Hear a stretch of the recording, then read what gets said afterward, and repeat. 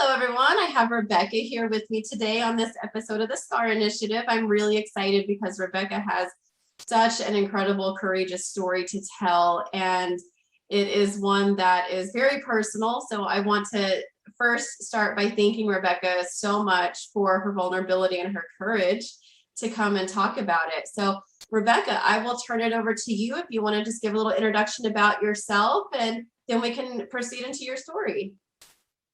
Sure. My name is Rebecca Anderson. I live in Pennsylvania with my husband, Kyle, my three dogs, Kimber, Emerald, and Ruby. I'm very excited to be here to help Lindsay out with her SCAR initiative, and I'm ready to jump into it. All right. So, Rebecca, can you tell us a little bit of the history about the SCAR you've chosen to highlight and some of the events that led up to it, the history of it, any kind of events that are significant to your particular SCAR? Sure.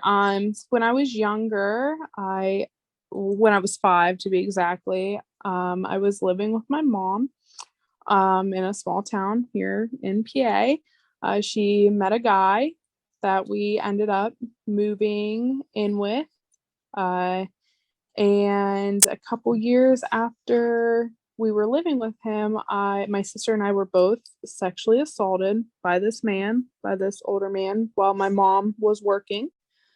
Um, Background to it, I don't have much of a background. I don't really know what led up to it. It's just he started off by doing these things to my sister, and then my sister kind of told me didn't know we didn't know right from wrong at that age. When you're young like that, I think I was only in maybe first or second grade.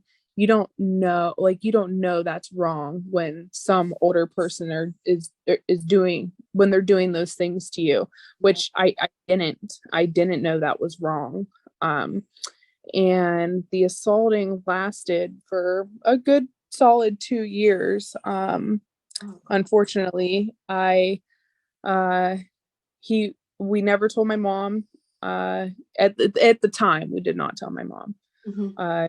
He would tell us that he would hurt our mom or hurt us, if we did say anything to her, which again, when you're young, you like that, you just don't know that Mhm. things like that are bad. It's harmful, Right. because I don't think you should at that age. I don't think you Mhm. you should fully understand what is right or wrong. Yes, if people come to your school, talk about, no touching, this, that, and the other, but when it's really happening to you at that age, sometimes it's hard to decipher that. So my mom finally left this guy. Um, I was 11 years old at the time. She left him. I ended up moving with my dad at the time. And my sister ended up actually telling my mom at that point what had happened to us. So, of course, my mom, being a parent, is just in complete, utter shock. Um, she did get the court system involved. We did go to court. We did go through um, uh, hearings and counseling, and I had counselors come to my school and take me out of class. I was in fifth grade at the time. I was in a brand new school. I had counselors coming to my school that, once again, I'm new to. Mhm. Take me out of class, had to talk about it. I had to talk to police officers and district judges and just a bunch of stuff that no 11-year-old should have to go through. But he did end up going to jail. In the long run, they did find him guilty. He went to jail, though, on a plea bargain. So unfortunately, he did not get the time that I, at this age, wish he would have got. Right. But I can't control our justice system, and everything happens for a reason. So I went to counseling for about a year after all of that happened, and then I finally got to middle school and high school, and I was involved with sports. I was always busy. I was always doing something. I was always on the run. I was always with friends. I was always just busy. So I never had the opportunity for it to bother me in my mind, just never happened because I was living my best life as a kid, like as a teenager. Um, I then went off to college. And I was facing a lot when I went to college. I had just lost my best friend, who was a sophomore at that college, that the college I went to. Um, she passed away right after I graduated high school. So it crushed my hopes of, going to college with my best friend, and it was a lot. So then I finally got to college. It was 3 hours away, 3.5 hours away from my house. So I didn't have my family right there. I'm very family oriented. I'm very close with my dad and my grandparents and everyone. So I didn't have them with me like at all times. And I was vulnerable, and I was, by myself for the first time ever. And I was in a dorm where I didn't have a roommate. It was just me. So when I would get like overwhelmed and stressed out, I would start having these dreams of being trapped inside this house with this guy, and I couldn't get out, and he was looking for me, and I was hiding, and just really graphic things. And it just bothered me to the point where I knew I needed to go see someone for help, because I wasn't sleeping at night. I literally was up all night, just either studying or watching Netflix or whatever the case may be. So I went and I finally saw a counselor, and I finally saw a psychiatrist, and it turned out I had severe PTSD from trauma from when I was younger. And I also had depression that was stemmed from that as well, and some other things, upgrowing, parent life, things like that. My dad was always very hard on me, always pushed me, but that made me who I am. But it did bother me in the time being.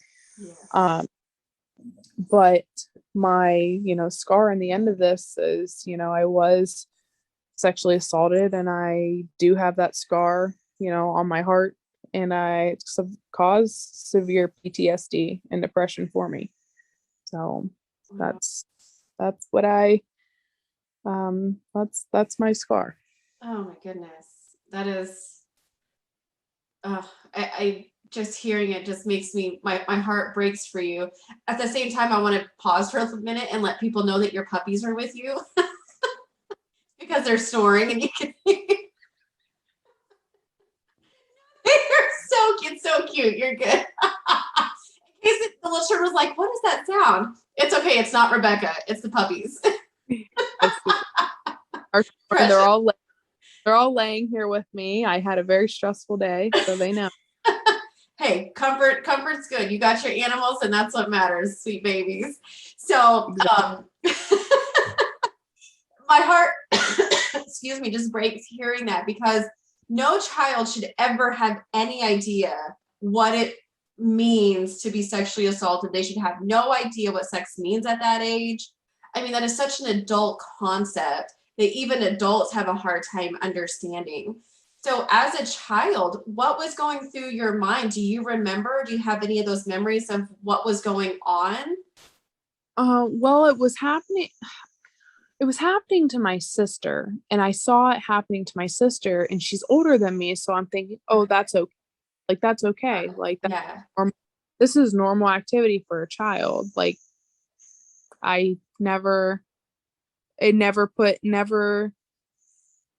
the second thought just never crossed my mind. I was always more like a shy, like I like to be by myself type of person. So I do remember just not feeling comfortable like at all, having this like grown naked man in front of me, like whatsoever, because I'm still am a very conservative type person. Right.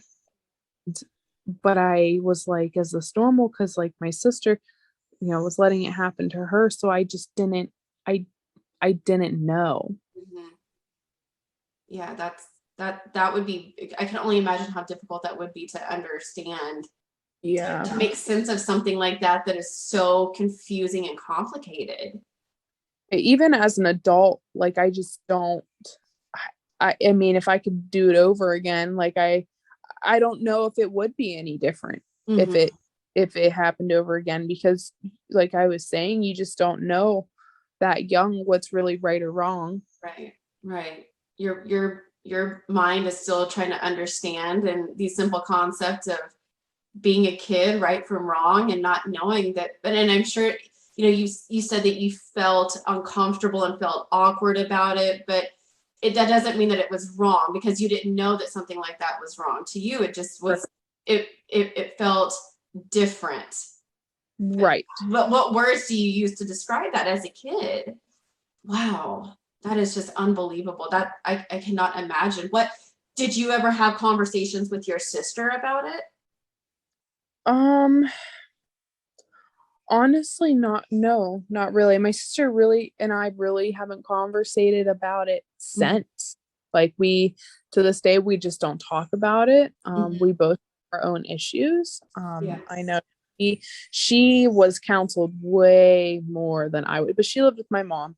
And not saying my dad didn't want me counseled or anything. That's not, Mhm. but my mom like forced her to go to like forced counseling on my sister, which I'm glad she did because it helped my sister a lot in the long run, and Right. it helped my. But my dad just kind of let me do what I wanted to do, and my sister didn't have the bad PTSD like I did when she went to college. Wow. So and we just don't. She may have PTSD. I don't know because we just don't really talk about it because it's something Right. that it's just something sad. And my sister's usually only home for the holidays because she lives in the South, and it Mhm. would just be sad, to talk about. Sure. But Sure. So oh, what do you feel like prompted her to say something? Do you remember a defining moment that she decided to say something to your mom? well, I do remember when my mom asked me if this man ever touched me in any appropriate ways. I will never forget that my mom called me, and I felt just I felt very timid Mm-hmm. by me that because I was thinking, oh my gosh, how'd she find out? Like, who told her? Like, what's going on? Yeah. And I just couldn't wrap my head around. But I told her, I said, yes, like he did touch me inappropriately. He did do the thing she was asking me Yeah. that he did. And she told me that my sister had told her, and that and I was living with my dad at the time. So, um, it was a shock to my dad also. We were all dealing with this as a family, but um, I do remember that conversation with my mom. I do. Wow. Wow. I do you remember the feelings that you had in that conversation? I just felt very awkward. Like, no, I don't want to say awkward. I felt very like blindsided because like I was always told like if we told my mom like what happened, like he would hurt us or what have you. And so I think I was very shocked because I just didn't expect her to find out. Yeah. He's clearly manipulated the entire situation, Yes. and then come to find out nothing happened to your mom. He didn't hurt your mom or kill your mom, and the threats that he was making. So Right. do you remember feeling any kind of way about that what he was saying didn't come true, and yet he continued to do that? Honestly, I don't really have any thoughts on. I never really put like that kind Mhm. of thought to it because I think my mind was too much focused on the like other trauma Right. that happened. But no, I really didn't. I don't have a thought or a feeling on that. Mhm. I don't. Why do you feel like maybe at college that all of these memories started coming back up again? Because I wouldn't say you didn't forget anything. It just kind of you had the therapy. Was that kind of what happened with it? Well, I think when I went to college, it was such a life altering thing. Going to Mhm. college is a life altering thing. Oh yeah. Buddy says when you move away for college, it is life. Yes, it is. Right. I always had that like depression and PTSD. I think I always had it. It just never hit me in full force like it had when for the time I had a life altering event happen, which was going and being on my own. Like, hello, gotta be adult now. Yeah. Right. And how did you cope with this? I guess the scars impacting you then as a child, as you progressed, getting older, and then once you really were able to understand it as an adult, what did you think were some of the differences in how it affected you psychologically or physically, emotionally? Right. So as a kid, and I guess I can rope that into being a teenager and a young adult. I never put much, it was one of those things where you put in the back of your mind and you never want to think about it. And that's what I did. I put it to the side. I didn't think about it. I didn't let it bother me. I just didn't let it be a burden on my life. I was always involved. I was always busy. So mentally it didn't bother me in the slightest when I was a teenager and when I was a kid. But when I got to be an adult, that's when I really reached out for help where I needed it. When I say I'm an adult now, but a younger adult when I was in college, so 18, 19, 20, 21, I, went to counseling. I honestly, the way I coped with it terribly is I started drinking really bad while I was in college. I just didn't want to think about it. I didn't want to have that thought. I just didn't want that on my mind. And I did. I started drinking really bad. I had a problem. And then my senior year of college, I had a very serious boyfriend.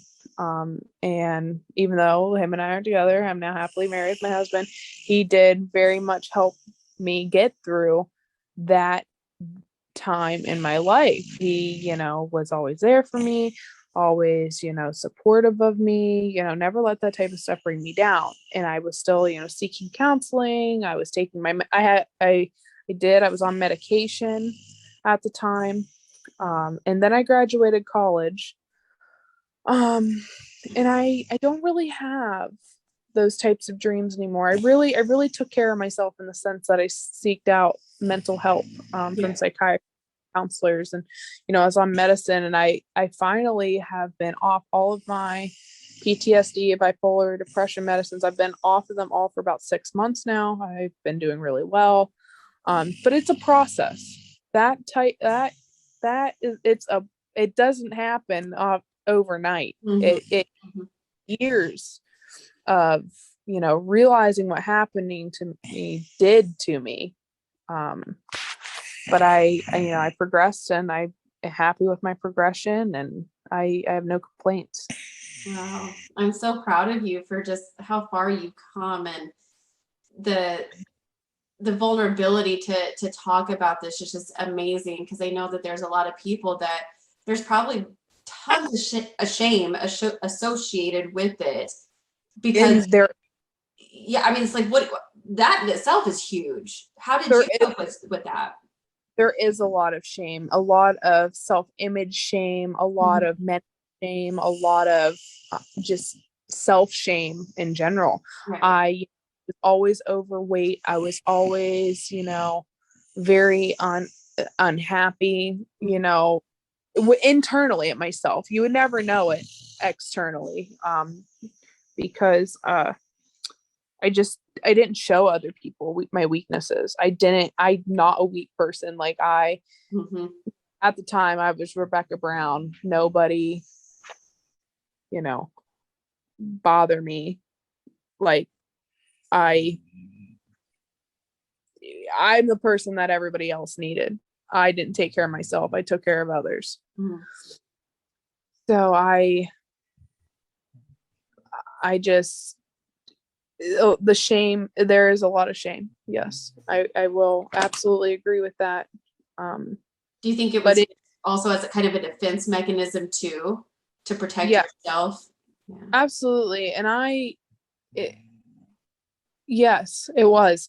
But I did a lot of irrational things because I, shamed myself. Mhm. I never felt like I was good enough. Never felt like I was going to be wanted. Never thought somebody was going to love me. Always thought I was just that girl that people wanted to use use and abuse, and that's it. Like, swipe up under the table. But with time, like I said, with time, that for me, that doesn't happen for me, it went away. But that's because I don't let trauma. I'm not letting my trauma own me. I own my trauma. Period. Yeah. Amazing. Amazing. So clearly it's been a difficult healing journey. It has not been easy. It's different from one day to the next, and healing it can be a lifelong process. What has the healing journey been like for you? Yes. So as I was saying earlier, I kind of pushed it out of my mind as a teenager and as a child, which I'm glad I did because it let me enjoy, my younger days, my childhood. Yeah. And then I went to college, and my healing journey was I got my degree at something that's something people, even my own family members told me I was not smart enough for an engineering degree. I literally had family Oh members. gosh. So when I got my engineering degree, that was a big thing for me. That really, because I was always told I was just going to be a trouble child for things that happened to me in my life. I wasn't going anywhere Oh no. of my life experiences. But you know what? At that point, when I earned my degree, that was a turning point in my life where I could say, F you, everyone, Yeah. literally, because I did something that people didn't believe in me. Right. And I'm just very proud of myself for that. And so that was a big milestone in healing right there. But then as an adult, something really cool I did, which relates to you, Lindsay, is I created my own platform in pageantry called Better Not Bitter, where I actually give back and to organizations that have helped me. For example, I donate to the women's shelter all the time because the women's shelters who did all my counseling when I was younger, I love the women's shelter. I still to this day will ask about how my counselor when younger is doing. She no longer works there. She actually works in a prison now, but they keep in touch with her. She's in a women's prison and counsels them on, trauma they've been through. Mhm. So, which is just amazing. And I give her a lot of props. She helped me a lot. Like now that I'm older and I look back, like I was like, yeah, okay, counseling, whatever. Right. But it did give me a good foundation to be a good, not a troubled child, troubled teenager. And it helps me a lot. But I give back to them and I give back to other organizations just because you know what, like that's who I am. And you never know when you might need help. Right. And that has helped me heal a lot from just in general trauma that's happened to me.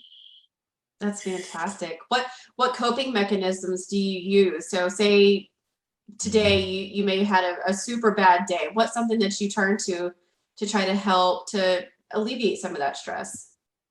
Yeah, absolutely. So I know every day I'm gonna come home to my dogs. Your sleeping dogs that are so cute. Snoring. I'm so sorry. They're so precious. I love it. Emerald is snoring up a storm, and a good story about Emerald May is I got her my senior year of college because I wanted an emotional support animal. I was like, I love dogs. I love dogs so much. Like I gotta have one. Yes. So I ended up getting Emerald, and she's not a licensed emotional support dog. I don't need to take her out in public with me or whatnot. I do take her out in public, but who would care? But I don't need her to, calm my anxiety and stuff. But I know at the end of the day, I get to come home and I get to cuddle with my dog and I get to see my husband and look at look at the life we're building together. And that is one big coping mechanism that I have. I got to be grateful for what I have. Oh, absolutely. That is so incredible. And I can imagine that Kyle has had a big part in helping you because, man, if you don't have somebody that you can turn to and rely on, it's definitely difficult, especially a lot of these really personal traumas that As happened. Kyle is very good for me in the sense of he is very patient. Kyle has patience, a preschool teacher.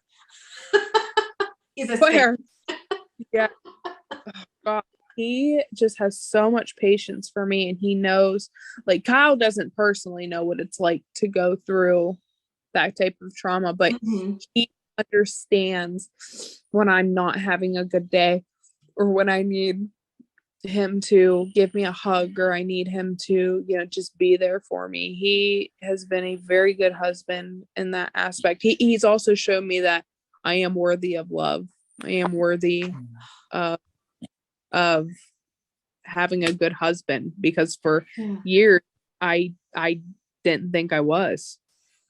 It's hard to show ourselves some grace whenever we have these super challenging traumas to work through, and then somebody like our husbands come along and tell us the exact opposite of what we believed all of our life, and that we're not good enough or we're not worthy. And then you're like, but you're so amazing. How did I get you? Yes. And I went through, this sounds terrible. I went through like so many boyfriends and so many relationships in college, and I just never felt worthy enough because I never found someone that stuck with me, like stuck it out with me. Yeah. But then I met Kyle, and a few months after Kyle and I were dating, he's just like, I know you're the one. And we got married about 6 months later. So, oh, that is so beautiful. I'm so happy that it's incredible to see where something so dark can turn into an absolutely bright light. And who would think that something like sexual abuse could be used for good? But your story is showing people that you don't have to be your trauma. Your trauma does not have to consume you. It's a part of your story, but it is not your entire story. Exactly.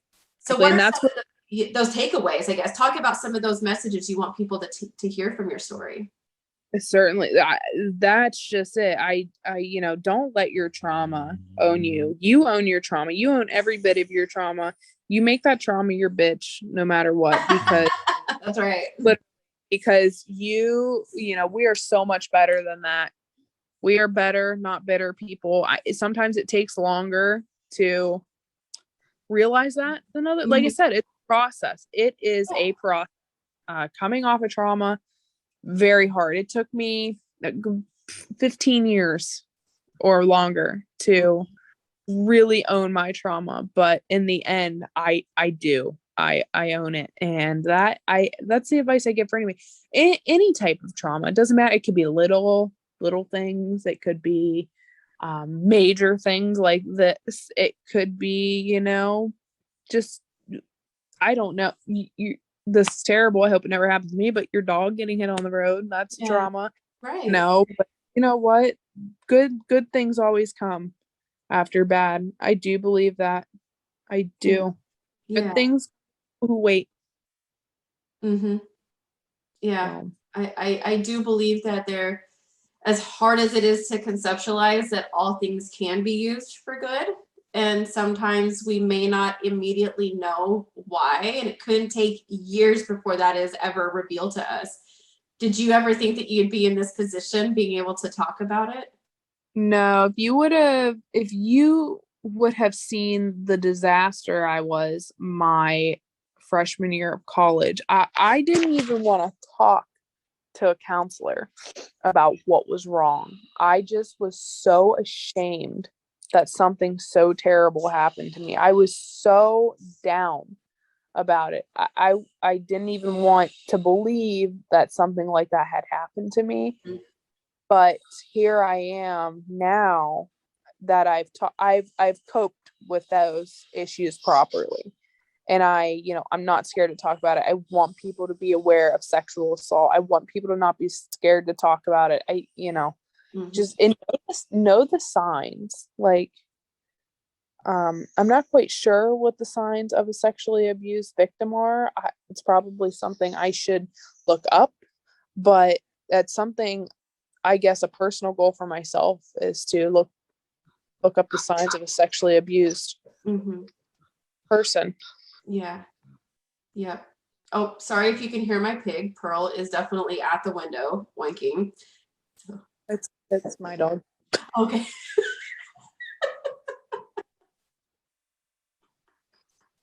That's so funny. Well, Pearl definitely joined the conversation too, so she's here. Fine. So what would you say a call to action would be, or a lesson learned that you can provide somebody maybe in this situation who hasn't yet had a chance to face these traumas, or who's going through the trauma and coping with this, or maybe post in a position like you're in? What kind of information would you give somebody? Oh my gosh. Number one in all of this is know your mental state. Know when you need help. Just know, because there was a time my junior year of college where I literally tried to end my life. Like I was done. I was in the hospital for a few days because I just did not want to deal with anymore. I didn't want to deal with dreams. I didn't want to deal with anything. I didn't want to deal with anyone. I didn't care about anyone but myself at that point. And I wish I would have known how bad my mental state was. So for anyone, that is my main advice. Just if you're feeling any sort of way uneasy, get help. Yeah. And that's not just for sexual assault victims. That's for just in life in general. Right. Wow. Well, thank you so much. Is there any final parting words or thoughts that you want to add? Anything that you could think of? Just my own my advice. Just own your trauma. Like, makes us better in the end. Makes us better people. Help others when they need your help. Absolutely. And for somebody who wants to support your platform, Better Not Bitter, what ways can they help you in your endeavors? Oh, absolutely. So I constantly am posting on my page. And I am currently your 2022 National Extraordinary Miss Keystone State. Yay! And I'm constantly posting on my page. Like right now, I actually adopted 2 kids for Christmas. Oh. So I am taking stuff for their Christmas gifts, help funding it, because I have both of their have all their stuff in a cart online, and right. it's about $500, which is great. Wow. Which is great. They both wanted bicycles, so that was amazing. And every kid should have a bicycle. Yes. So I have those in there, and I have some outfits for them and some other things they put on their wish list. So I'm taking donations to help with that. And I'm also collecting gastroenteritis. I probably didn't say that right, but it's okay. Sleeper, snap up sleepers for babies. Doing that for my national platform through National Extraordinary Miss. And yeah, I'm always posting things. I have my own boutique. It's actually called Emerald's Earring Boutique. I always donate for every pair of earrings I sell through there. I actually put a few dollars back into, helping the community, helping others, things like that. So I'm constantly. Yes, that is fantastic. Well, what we'll do whenever we get it posted on YouTube is I'll include the links to your page for your boutique and your pageant page as well, so people can go and support and connect with you that way. So that'll be a great way to get involved with Rebecca and what she's doing. So thank you so much for sharing your story, Rebecca. It has been a pleasure talking with you.